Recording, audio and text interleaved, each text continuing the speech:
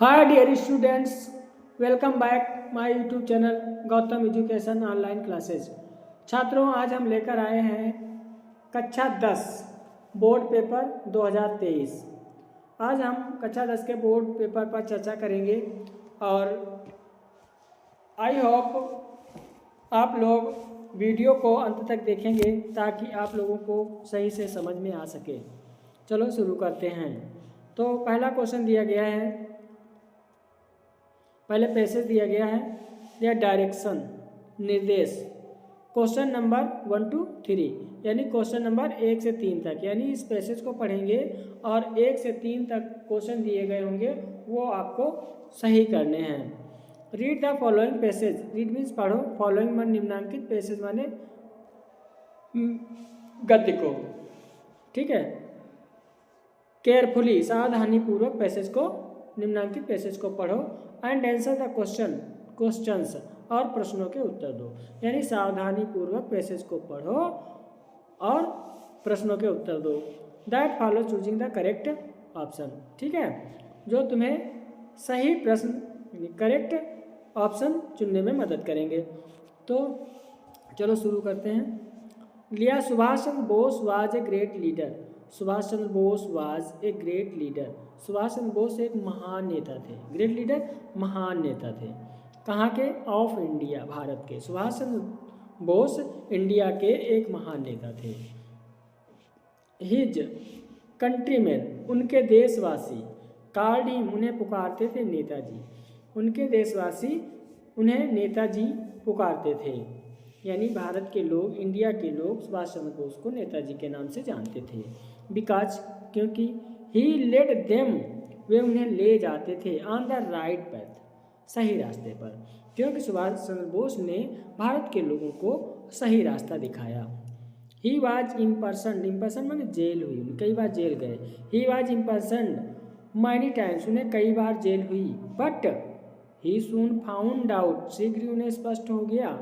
The more effort should be made, more effort बहुत अधिक प्रयास, शुड बी मेड करने पड़ेंगे, टू मेक इंडिया, फिर इंडिया को आज़ाद कराने के लिए, यानी उन्हें शीघ्र ही उन्हें स्पष्ट हो गया, उन्होंने पाया कि इंडिया को आज़ाद कराने के लिए उन्हें बहुत अधिक प्रयास करने पड़ेंगे, करने चाहिए।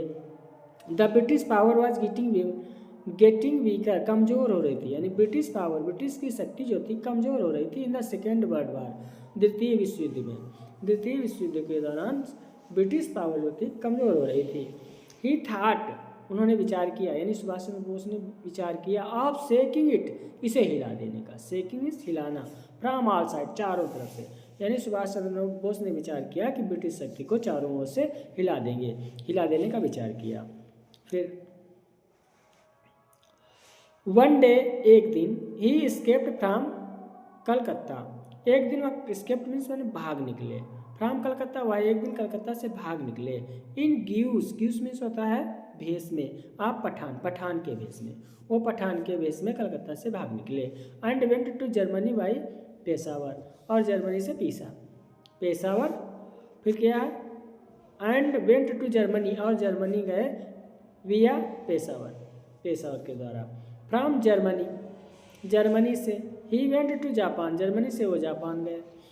ही ऑर्गेनाइज्ड, उन्होंने स्थापित किया, एन इंडियन नेशनल आर्मी, एक इंडियन नेशनल आर्मी की उन्होंने स्थापना की।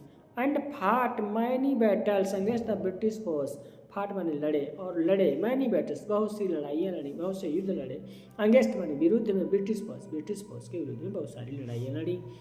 ही सेड, उन्होंने कहा, टू हिज कंट्रीमैन, अपने देशवासियों से, यानी सुभाष चंद्र ने अपने देशवासियों से कहा, गिव मी ब्लड, तुम मुझे खून दो, and I will give you, और मैं तुम्हें दूंगा फ्रीडम, स्वतंत्रता, तुम मुझे खून दो और मैं तुम्हें स्वतंत्रता दूंगा। अब ये पैसेज तो आपने पढ़ लिया है। अब इसके बाद जो क्वेश्चन होंगे, अब उन क्वेश्चनों को आप, उनमें से जो विकल्प होंगे, सही विकल्प को आपको चूज करना है। चलो, अब दिया गया पहला क्वेश्चन दिया गया है, हु वाज सुभाष चंद्र बोस, सुभाष चंद्र बोस कौन थे? ऑप्शन ए में दिया, एक ग्रेट साइंटिस्ट, एक महान वैज्ञानिक थे, एक ग्रेट आर्टिस्ट, एक महान कलाकार थे। ऑप्शन सी, एक ग्रेट लीडर, एक महान नेता थे। नन ऑफ द एबव, उपर्युक्त में से कोई नहीं। तो सुभाष चंद्र बोस कौन थे? तो आप खुद समझ गए हैं कि सुभाष चंद्र बोस एक महान नेता थे। तो ऑप्शन सी सही है। Subhash Chandra Bose was a great leader. Next question, give me blood, तुम मुझे खून दो, and I will give you freedom, मैं तुम्हें आज़ादी दूंगा। हुज स्टेटमेंट इज दिस, किसका व्याख्यान है, किसका कथन है? यानी ये किसका कथन है या किसने कहा है कि तुम मुझे खून दो मैं तुम्हें आज़ादी दूंगा? सभी लोग अच्छी तरह से जानते हो किसने कहा था। तो ऑप्शन ए में दिया गया चंद्रशेखर आज़ाद। नहीं भाई, इन्होंने नहीं ऐसा कहा था। सुभाष चंद्र बोस, हाँ सुभाष चंद्र बोस ने कहा था तो मुझे खून दो मैं तुम्हें आज़ादी दूंगा। नेक्स्ट क्वेश्चन है, Indian national army was organised by, Indian national army स्थापित की गई थी किसके द्वारा? इंडियन नेशनल आर्मी किसके द्वारा स्थापित की गई थी? पंडित जवाहरलाल नेहरू के द्वारा? नहीं भाई, पंडित जवाहरलाल नेहरू ने इंडियन नेशनल आर्मी की स्थापना नहीं की थी। सरदार पटेल? नहीं। जनरल करिप्पा? नहीं भाई, इन्होंने भी नहीं। तो इंडियन नेशनल आर्मी की स्थापना किसने की थी? सुभाष चंद्र बोस ने की थी। ऑप्शन सी सही है, Subhash Chandra Bose. The right answer of this question is option C. Next question है डायरेक्शंस, निर्देश। क्वेश्चन नंबर 48 यानी 4 से 8 तक क्वेश्चन दिए गए। क्या choose correct option, answer the following. ठीक है, करेक्ट ऑप्शन चुनकर निम्नलिखित का उत्तर देना है आपको। तो इसमें पहले में दिया गया सी, क्या दिया गया? सी। फिर उसके बाद में दिया गया space. To the market with her cousins, वह अपने कजिन्स के साथ मार्केट गई।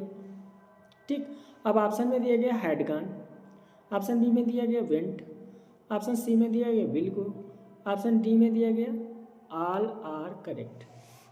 तो चलो हम सभी को रखकर देखते हैं, फिर आपको मालूम हो जाएगा। हम पहले ऑप्शन ए रखते हैं, she had gone, she had gone. ठीक, ये रखा हमने, she had gone to market with her cousin. तो इसका अर्थ क्या हुआ? वह अपने कजिन के साथ बाजार गई थी। ठीक, तो ये हो गया। तो ये तो भाई ये तो हमें सही लग रहा है, तो ये भी सही हो गया। ठीक, अब नेक्स्ट हम करते हैं ऑप्शन जो है बी वाला रखते हैं। ठीक है, अब बी वाला रखते हैं, इसमें हम रखते हैं वेंट, वेंट। तो हो गया she went to market with her cousin. अब ये पास्ट इंडिफिनिट बन गया। पहला वाला हैड गॉन वाला पास्ट परफेक्ट बना था, और पास्ट इंडिफिनिट है तो इसमें क्या गया? She went to the market with her cousin, वो अपने चचेरे भाई के साथ या बहन के साथ कहाँ? मार्केट को गई थी। तो ये भी सही है। तो हैड गॉन भी सही हो गया और वेंट भी सही हो गया। चलो नेक्स्ट वाला सी वाला रख कर देखते हैं। She will go, she will go to the market with her cousin, वो अपने कजिन के साथ मार्केट जाएगी। तो ये भी सही है। तो यहाँ पर ऑप्शन ए भी सही, ऑप्शन बी भी सही, ऑप्शन सी भी सही। तो इसका मतलब क्या है? कौन सा सही होगा? ऑल आर करेक्ट, सारे सही हैं, सारे सही हैं। तो the right answer of this question is option D, option D सही है। ठीक है, सभी के समझ में आ गया। Next question, if a student wants to know, if यदि a student wants to know, wants माने चाहता है, टू नो जानना, यदि एक विद्यार्थी जानना चाहता है एवरी न्यू थिंग, प्रत्येक नई वस्तु की, थिंग मीन्स वस्तु, न्यू मीन्स नई, एवरी मीन्स प्रत्येक, प्रत्येक नई वस्तु के बारे में यदि कोई विद्यार्थी, यदि एक विद्यार्थी प्रत्येक नई वस्तु के विषय में जानना चाहता है, हीज वह क्या है? यानी उस व्यक्ति को, यानी उस विद्यार्थी को हम क्या कहेंगे? इंटेलिजेंट कहेंगे, या कॉशियस कहेंगे, केयरफुल कहेंगे, क्यूरियस कहेंगे। इंटेलिजेंस बुद्धिमान, क्या कहेंगे? उसे हम बुद्धिमान कहेंगे। जो नई नई चीज़ों की जानने की चाहत रखता है उसे हम बुद्धिमान कहेंगे। या कॉशियस, सचेत रहने वाला कहेंगे कि सचेत रहने वाला है। केयरफुल, सावधान रहने वाला है। या क्यूरियस, जिज्ञासु है। क्या है वो? जिज्ञासु, जिज्ञासु। तो वह यदि एक विद्यार्थी नई नई वस्तुओं की जानकारी पाना चाहता है तो उसे हम जिज्ञासु कहते हैं, क्यूरियस। क्या कहेंगे? Curious. The right answer of this question is option D. ठीक है, समझ में आ गया?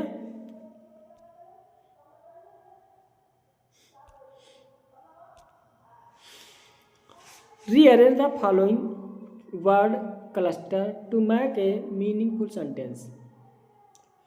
निम्नांकित जो क्लस्टर दिए गए हैं, ये जो दिए गए हैं, to make a meaningful sentence, एक अर्थपूर्ण सेंटेंस बनाने के लिए चूज द राइट अरेंजमेंट, सही से उनका अरेंजमेंट चूज करना है कि किस वाले सेंटेंस में इनमें ये जो दिए गए इनमें किन में से कौन सा ग्रामर के अनुसार राइट अरेंजमेंट किया गया, सही से व्यवस्था की गई है। चलो देखते हैं कौन सा सही है। पहले ऑप्शन में दिया गया एल्डर्स वेयर ग्रेट शुड। अच्छा चलो पहले हम बताते हैं आपको। पहले होता क्या? सब्जेक्ट होगा। क्या होगा? सब्जेक्ट होगा। फिर हेल्पिंग वर्ब होगी, फिर होगा मैन वर्ब, फिर होगा मैन वर्ब, फिर होगा ऑब्जेक्ट, फिर होगा कंप्लीमेंट। अगर इस तरीके से सेंटेंस आप बना सकते हो तो आराम से बन जाएगा। तो पहले क्या? सब्जेक्ट। सब्जेक्ट यहाँ एल्डर भी दिया गया, तो यहाँ एल्डर्स भी दिया गया, भी दिया गया। तो ये तो भाई गलत है। ठीक है, ये तो गलत है, सब्जेक्ट सही से नहीं मैच हुआ। फिर है ऑप्शन बी में रिस्पेक्ट भी। अब पहले यहाँ पे वर्ब आ गई, रिस्पेक्ट सम्मान करना, फिर सब्जेक्ट आ गया, तो ये भी गलत हो गया। ये भी सब्जेक्ट और के बाद में हेल्पिंग वर्ब या मेन वर्ब नहीं है। फिर दूसरा वाला आवर ग्रेट लीडर्स, तो ये यहाँ पर तो सब्जेक्ट मिल गया आवर ग्रेट लीडर्स। फार भी, अब फिर यहाँ पे वी आ गया। अब ये भी गलत हो गया क्योंकि अब इधर सब्जेक्ट ये दे रहे हैं, यहाँ पे भी दे रहे हैं, तो गलत हो गया। नेक्स्ट क्या है? We should have. अब यहाँ पर वी सब्जेक्ट हो गया, हेल्पिंग वर्ब हो गई। ठीक है, great respect for our leaders. हमें अपने we should have great respect for our leaders, हमें अपने एल्डर्स के प्रति महान रिस्पेक्ट करना चाहिए। So the right answer of this question is option D. ये सही ग्रामर के तौर पर रखा गया है, सही अर्थ देने वाला। तो समझ में आ गया होगा। आई होप आप अच्छी तरीके से इसे समझ रहे होंगे। चलो देखते हैं next. Which of the following word is miss spelled. कौन सा गलत लिखा है? कंसीव, ये तो सही है। डिसीव, ये भी सही है। कंसीव, ये भी सही है। परसीव, ये यहाँ पे आई और बी ये उल्टा हो गया, ये गलत है। The right answer of this question is option D. ठीक है, नेक्स्ट क्वेश्चन है फिल इन द गैप, यानी गैप में भरो विद ए सुटेबल प्रीपोजिशन। उपयुक्त प्रीपोजिशन आपको भरना है। Preposition he has no desire, उसके पास कोई इच्छा नहीं है। फेम, प्रसिद्धि की। ठीक है, यहाँ पर ऑफ दिया गया, फार दिया गया, टू दिया गया, एट दिया गया, तो इसमें कौन सा प्रीपोजिशन भरा जाएगा? ठीक है, तो इसमें प्रीपोजिशन होगा he has no desire for fame. सम्मा, प्रसिद्धि के लिए उसके पास डिजायर नहीं है, तो फार भरा जाएगा। फार किस पे मिल रहा है? ऑप्शन बी में मिल रहा है। The right answer of this question is option B. Next question, next में दिया गया है, फिर आपको पैसेज पढ़ना है और पैसेज पढ़ने के बाद में आपको फिर क्वेश्चन चूज करने हैं। तो यहाँ पे दिया गया, लिखा है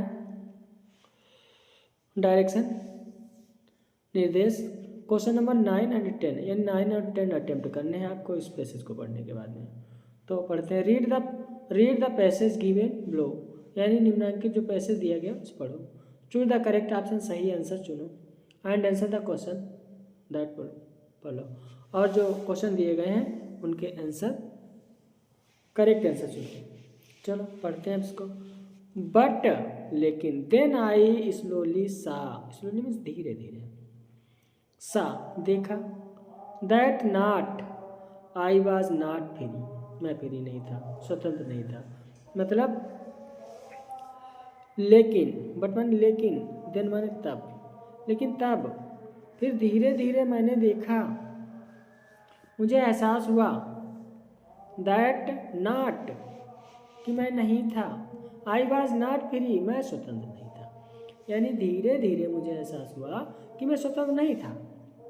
but my brothers and sisters were not free, लेकिन माई ब्रदर्स, मेरे भाई, एंड माई सिस्टर, मेरी बहनें, वेर नॉट फ्री, नहीं स्वतंत्र थे। न तो मैं स्वतंत्र था, न तो मेरे भाई बहन स्वतंत्र थे। ये धीरे धीरे मुझे एहसास हुआ। आई सा, मैंने देखा, that it was not just my freedom that was curtailed, curtailed मैंने सीमित थी, ठीक है। फिर कहा, मैंने देखा कि केवल मेरी स्वतंत्रता सीमित नहीं थी। It was not just my freedom that was curtailed, मेरी स्वतंत्रता सीमित नहीं थी। Out the freedom of everyone who looked like I did, यानी जो मेरी तरह दिखते थे उन सभी की स्वतंत्रता सीमित थी। यानी मैंने देखा कि केवल मेरी स्वतंत्रता सीमित नहीं थी, बल्कि मेरे जैसे दिखने वाले जो लोग थे उन सब की स्वतंत्रता सीमित थी। That is when I joined the African national Congress, और तब, ठीक है, क्या था, अफ्रीकन नेशनल कांग्रेस में शामिल हुआ। और तब क्या हुआ, तब मैं आई, मतलब मैं join the African national Congress, तो मैं अफ्रीकन नेशनल कांग्रेस में ज्वाइन हुआ। And that it when hunger of my one freedom became the greater hunger of the freedom, और तब क्या हुआ, मेरी अपनी स्वतंत्रता की भूख, अपने लोगों की गरिमा और आत्मसम्मान के लिए, साथ जीने के लिए, with dignity and self respect, आत्मसम्मान के लिए जीने के लिए, that animated my life, that, ठीक है, जीने के लिए स्वतंत्रता की भूख जो थी, ठीक है, आत्मसम्मान के साथ जीवन जीने की स्वतंत्रता की भूख में बदल गई, जिसने मेरे जीवन को प्रेरित किया। तो अब ये हमने पैसेज पढ़ लिया है। अब पैसेज पढ़ने के बाद में हम इन प्रश्नों के उत्तर देंगे। तो क्वेश्चन दिया गया है, the freedom of the black people of the country was, the freedom of black people, जो अश्वेत लोग थे, ब्लैक पीपल मीन्स होता है अश्वेत लोग,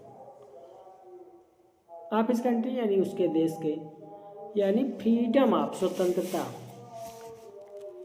स्वतंत्रता of the freedom of black people of his country was, यानी उसके देश के अश्वेत लोगों की स्वतंत्रता क्या थी।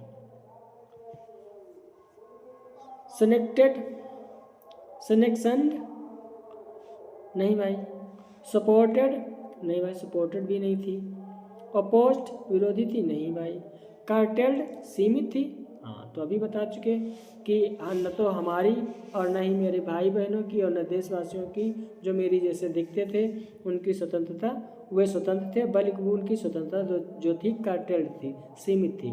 So the right answer of this question is option C. ठीक है, next question, the author felt, लेखक ने महसूस किया, फेल्ट मीन्स महसूस करना, फील मीन्स महसूस करना, फेल्ट मीन्स महसूस किया, द ऑथर लेखक ने महसूस किया, the greater hunger for, greater माने महान, हंगर माने भूख, फॉर माने लिए, यानी लेखक ने महसूस किया कि महान भूख, बहुत अधिक भूख थी, किसके लिए थी, the freedom of his parents, अपने माता पिता की स्वतंत्रता के लिए, ऑप्शन बी में the freedom of his people, अपने देश के स्वतंत्र, the freedom of his people, अपने जनता की स्वतंत्रता के लिए, ऑप्शन सी में the people of his friend, अपने मित्रों की स्वतंत्रता के लिए, ऑप्शन डी में the freedom of his neighbours, अपने पड़ोसियों की स्वतंत्रता के लिए। तो उसमें अभी आप बता गए थे कि उन्होंने कहा है कि वो नेशनल राष्ट्रीय कांग्रेस, अफ्रीकन नेशनल राष्ट्रीय कांग्रेस में शायद ऐसा कुछ अभी दिया गया है, नेशनल अफ्रीकन कांग्रेस में शामिल हुए थे, जो उन्होंने बताया कि स्वतंत्रता की भूख अधिक बढ़ती गई, किसके लिए, अपनी और अपने लोगों के लिए यानी जनता के लिए। So the right answer of this question is option B है, the freedom of his people, अपने लोगों के लिए, जनता के लिए स्वतंत्रता की भूख जो थी बढ़ती गई। नेक्स्ट क्वेश्चन है क्वेश्चन नंबर, अब इसमें डायरेक्शन दिया गया, निर्देश दिया गया क्वेश्चन नंबर 11 to 13 यानी 11 से 13 तक क्वेश्चन दिए गए हैं। या चूज द करेक्ट ऑप्शन, सही ऑप्शन चुनो टू आंसर द फॉलोइंग, निम्नांकित के उत्तर देने के लिए। अब यहाँ पर है the post master was a, अब यहाँ पे दिया गया एम्बल फेलो, पोस्ट मास्टर था, कैसा था, एम्बल फेलो, मैत्रीपूर्ण व्यक्ति था। कैसा मैत्रीपूर्ण व्यक्ति था, रूड, असभ्य, फ्रेंडली, मित्रवत, लेजी, आलसी, फैट, मोटा। अब ये कैसा था, पोस्टमैन कैसा था, असभ्य था, फ्रेंडली था, लेजी था या मोटा था, कैसा था। The right answer of this question is option D, option B सही है, ऑप्शन बी। कैसा था, फ्रेंडली था। The postman was a friendly humble fellow.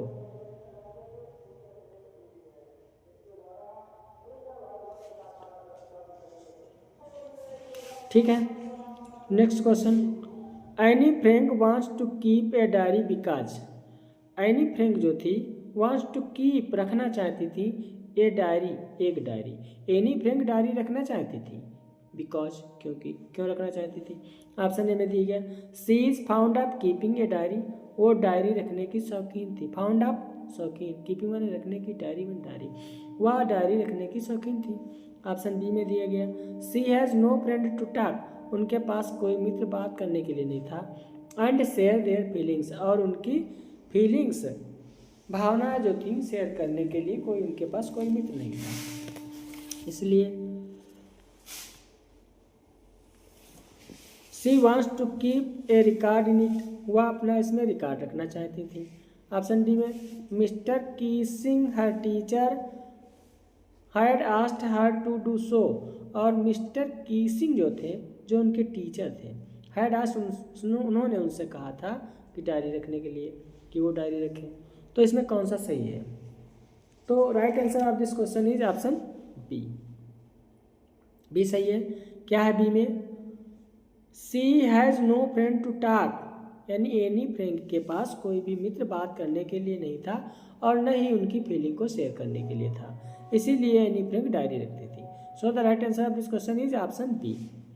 Next question, the main crop of Coorg is, the main crop of Coorg is, Coorg की main crop क्या थी, फसल क्या थी। ऑप्शन ए में राइस, चावल की फसल थी, कॉफ़ी की फसल थी, टी की थी, या स्पाइसेस या मसालों की फसल थी। कौन सी फसल थी क्रूक के पास, आपको इनमें से सही जवाब चूज करना है। तो right answer of this question is option B, the main crop of the Coorg is coffee. So the right answer of this question is option B. Next question है डायरेक्शंस, क्वेश्चन नंबर 14 एंड 15, 14 से 15 तक प्रश्नों के उत्तर देने हैं। Read the given extent and choose the correct option. Read the given extent यानी जो दिया गया है स्टेंजा, इसको आप पढ़ें, चूज द करेक्ट ऑप्शन, सही ऑप्शन चुने टू आंसर क्वेश्चन, यानी निम्नांकित दिए गए प्रश्नों के उत्तर चुनने के लिए। अब इसमें दिया गया द वे ऑफ क्रो, कौवे का तरीका, सुक डाउन ऑन मी, मेरे ऊपर हिला दिया, द डस्ट ऑफ स्नो, बर्फ के कणों को, from the hemlock tree, hemlock यानी धतूरे के पेड़ से। अब ये 4 लाइनें दी गई हैं, इसमें कहा गया है कि एक कौवा जो था वो हेमलॉक यानी धतूरे के पेड़ के ऊपर बैठा था और उस पेड़ के नीचे लेखक थे, और कौवे ने डाल हिलाई और डाल हिलने से उस पेड़ के ऊपर जो बर्फ के कुछ कण थे, डस्ट ऑफ स्नो, बर्फ के जो कुछ कण थे वो लेखक के ऊपर गिरे। तो अब ये इतना स्टेंजा पढ़ने के बाद में आपको इसमें से जो ये क्वेश्चन दिए गए हैं 14 और 15, इन प्रश्नों से उत्तर चूज करने हैं। लिखा who was sitting on the tree, पेड़ पर कौन बैठा था, अभी भाई बताया है कौन बैठा था। ऑप्शन ए में दिया कुक्कू, ऑप्शन बी में दिया स्पैरो, ऑप्शन सी में दिया पिजन, ऑप्शन डी में दिया क्रो। तो इसमें साफ ही लिखा है क्रो, एक क्रो, तो ये क्रो सही है, ऑप्शन डी सही हो गया। Where was the poet standing, poet कहाँ खड़ा था? Under the hemlock tree, poet कहाँ खड़ा था? Where was the poet standing, poet कहाँ खड़ा था? Under a hemlock tree, hemlock पेड़ के नीचे। अंडर द बनियान ट्री, बरगद के पेड़ के नीचे। Under the people tree, people के पेड़ के नीचे। अंडर द नीम ट्री, नीम की पेड़ के नीचे। किस पेड़ के नीचे खड़ा था? तो अभी बताया गया, क्या बताया गया? हेमलॉक ट्री, हेमलॉक ट्री के नीचे खड़ा था, तो under the hemlock tree, option A सही है। और अगर पूछा जाता कि who is the writer of this poem, अगर पूछा जाता who is the writer of this poem, इस पोइम का लेखक कौन है, तो रॉबर्ट फ्रॉस्ट इस पोइम है, इसके लेखक जो है रॉबर्ट फ्रॉस्ट है। Next question, direction 16-20, choose the correct option, सही ऑप्शन चूज करो। आंसर द फॉलोइंग क्वेश्चन, निम्नलिखित प्रश्नों के उत्तर दो। अब यहाँ पे क्या दिया गया? एट द क्लिनिक, क्लिनिक में doctor gave tricky, gave means दिया, डॉक्टर ने ट्रिकी को क्या दिया? ट्रिकी एक कुत्ते का नाम होता है और इसकी मालकिन जो होती हैं मिसेस पंफ्री, उनका नाम होता है। तो कुत्ते को भर्ती कराया जाता है अस्पताल में, तो वही पूछा जा रहा है। एट द क्लिनिक, क्लिनिक में डॉक्टर ने ट्रिकी को क्या दिया, क्या खाने को दिया था ट्रिकी को? तो ऑप्शन ए में दिया फ्रूट्स एंड वेजिटेबल्स, फल और सब्जियां। ऑप्शन बी में दिया चॉकलेट्स दिए थे। ऑप्शन सी में दिया नो फूड फॉर 2 days, 2 दिन तक कोई भोजन ही नहीं दिया। ऑप्शन डी में इंजेक्शन एंड मेडिसिन, इंजेक्शन और मेडिसिन दिए।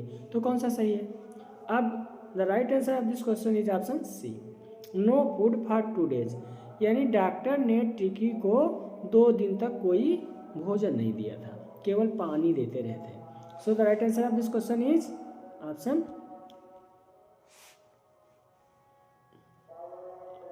Option C. Next, who is the narrator of the story, the thief of story. Who is the narrator of the story, यानी स्टोरी के नरेटर कौन है, व्याख्यानकर्ता कौन है, कहानी किसने बताई है? कौन सी कहानी? The thieves story, thieves story के नरेटर का नाम पूछा जा रहा है, कौन है? Option A Ruskin Bond, option B Anil, option C Hari Singh, option D Anil स्पेंट्स। इनमें से कौन है ये आपको बताना है।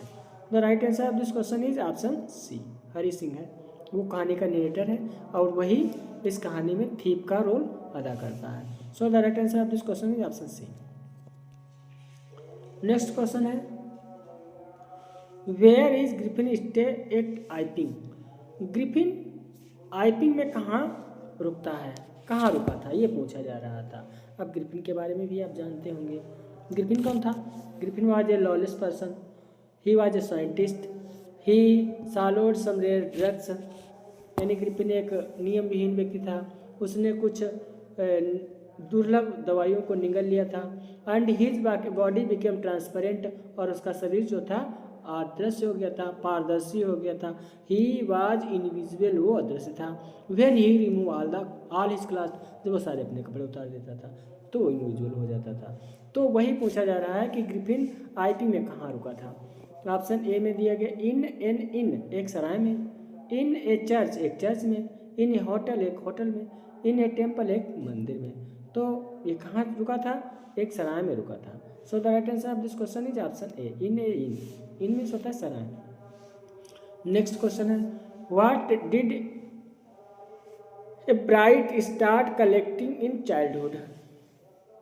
यानी ए ब्राइट जो था उसने बचपन में कलेक्टिंग यानी इकट्ठा करना शुरू किया था। क्या ए ब्राइट ने बचपन में क्या इकट्ठा शुरू किया था? Option A butterflies, after big coins, butterflies means तितली, कॉइन्स मीन्स सिक्के, stamps, all of the above, इनमें से सभी। क्या चीज़ उसने कलेक्ट करना शुरू किया था? तो उसने ए ब्राइट ने बटरफ्लाइज इकट्ठा करना शुरू किया था। ए ब्राइट ने butterflies. So right answer of this question is option A. Next question है, Mrs Loisel went to MME Forestier to bro.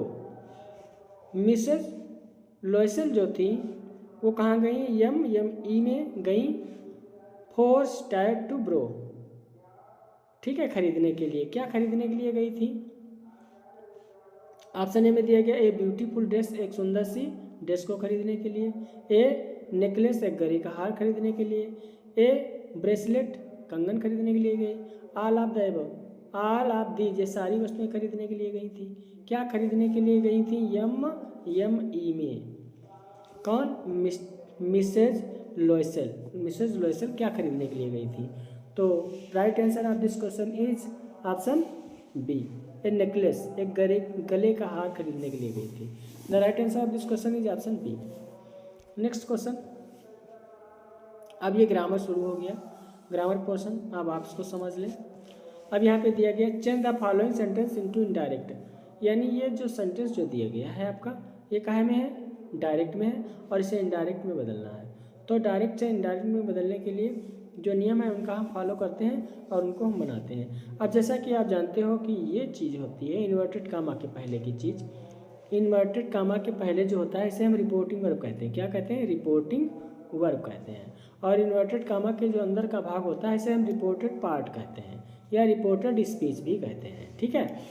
अब रिपोर्टिंग वर्ब में सेड के बाद में टू अगर दिया गया होता है, से, सेज टू, से टू, सेड टू अगर दिया होता है तो हम इसको बदल देते हैं। तो हम क्या कर देते हैं? टोल्ड कर देते हैं। सेड को, सेड टू को टोल्ड कर देते हैं। लेकिन सेड के बाद में टू नहीं दिया गया तो हम सेड को सेड ही रखेंगे। तो हो जाएगा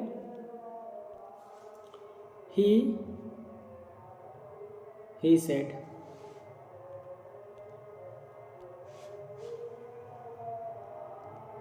he said। अब इन्वर्टेड कामा हम हटाएंगे, ये कंजक्शन यूज करेंगे दैट का, दैट। आई कौन सा पर्सन है? फर्स्ट पर्सन है। फर्स्ट पर्सन किसके अनुसार बदलता है? रिपोर्टिंग वर्ब के सब्जेक्ट के अनुसार। सब्जेक्ट में है ही तो यहाँ पर हो जाएगा ही, ठीक। यहाँ पे दिया गया सैल, सैल को हो जाता है शुड या वुड में, तो आई के साथ सैल होता है और ही के क्या साथ में होगा? वुड, ई वुड, ठीक है। अब फिर माई, आई के साथ में माई होता है और ही के साथ में क्या होगा? हिज। बेस्ट, बेस्ट हो जाएगा। और टुमारो का होता है नेक्स्ट डे, नेक्स्ट डे। तो ये हमारा इनडायरेक्ट बन गया। He said that he would his best next day, तो इनडायरेक्ट में चेंज हो गया। अब नेक्स्ट क्या है? Change the following to passive voice. अब क्या करना है? ये जो सेंटेंस दिया गया 3 men are loading the card, ठीक है। अब इसको पैसिव में चेंज करना है। और पैसिव का नियम जानते हो कि जो सब्जेक्ट होता है, ये पैसिव जब बनाते हैं हम, ये सब्जेक्ट जो होता है इसको हम पैसिव जो बनाते हैं ये लास्ट में चला जाता है, यानी ऑब्जेक्ट बन जाता है। और जो एक्टिव का ऑब्जेक्ट होता है वो पैसिव में सब्जेक्ट हो जाता है। तो इसमें ऑब्जेक्ट क्या है? ऑब्जेक्ट क्या है? The card. तो हम पहले लिखेंगे the card, the card, the card लिख लिया। अब यहाँ पे हेल्पिंग वर्ब दी गई आर। अब कार्ड एक है या ज़्यादा है? सिंगुलर है तो ईज हो जाएगा, द कार्ड ईज हो गया। अब ये प्रेजेंट कॉन्टिन्यूअस का है तो हम इसका पैसिव जो बनाएंगे तो बीइंग लगा देते हैं, being, A card is being. अब फिर वर्ब की थर्ड फॉर्म लोडेड हो जाएगा, लोडेड, लोडेड। अब लगाएंगे बाई, वर्ब की थर्ड फॉर्म के बाई लगाते हैं और फिर उसके बाद में एक्टिव वॉइस का जो सब्जेक्ट होता है पैसिव वॉइस में ऑब्जेक्ट बन जाता है। बाई थ्री मैन, तो इस तरीके से बन जाएगा, the cart is being loaded by the 3 men, by 3 men। तो ये तो समझ में आ गया होगा मेरी समस्या आप सभी लोगों के लिए। नेक्स्ट है पनक्चुएट करना है, ठीक है। Following the using capital letter, यानी जहाँ पर कैपिटल लेटर की जरूरत हो कैपिटल लेटर यूज करना है। और लिखा तो है वेयर यूर नेसेसरी, यानी जहाँ भी कैपिटल लेटर की जरूरत है कैपिटल लेटर यूज करना है, बाकी कॉमा इन्वर्टेड कॉमा जो भी जहाँ जरूरत है वो यूज करना है। तो चलो इसको हम बनाते हैं,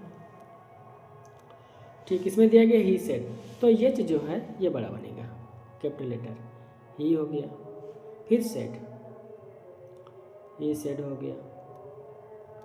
फिर हम लगाएंगे, ये इनडायरेक्ट में है तो इसको हम लगाएंगे कोमा, यहाँ पे लगाएंगे कोमा, और यहाँ पर लगाएंगे इन्वर्टेड कोमा। फिर डब्लू बनाएंगे बड़ा, यानी कैपिटल लेटर में हो जाएगा what is your name, what is your name. फिर लगाएंगे क्वेश्चन मार्क और फिर इन्वर्टेड कामा में कर देंगे क्लोज। बस हो गया पनक्चुएट। आई होप आपको ये वीडियो बहुत पसंद आई होगी, और वीडियो को पसंद आई हो तो लाइक और शेयर जरूर करो। डोंट वरी, बहुत अच्छा लगेगा अगली वीडियो में आपको।